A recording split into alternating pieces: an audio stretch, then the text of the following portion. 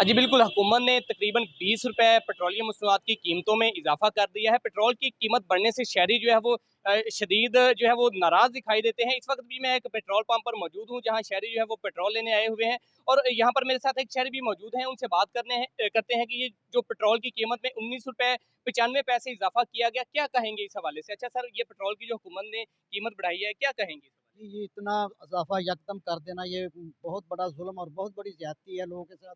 गरीब तबका है, मज़दूर है जो मोटरसाइकिलों पे जाते हैं, उनके लिए ये बहुत ही ज़्यादा इनका ज़ुल्म हुआ है इन्होंने।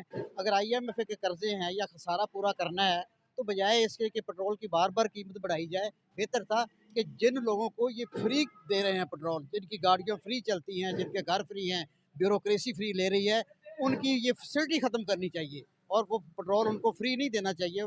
ताकि ये खसारा पूरा हो और जो छोटा तबका है, ये बड़ा परेशान है, ये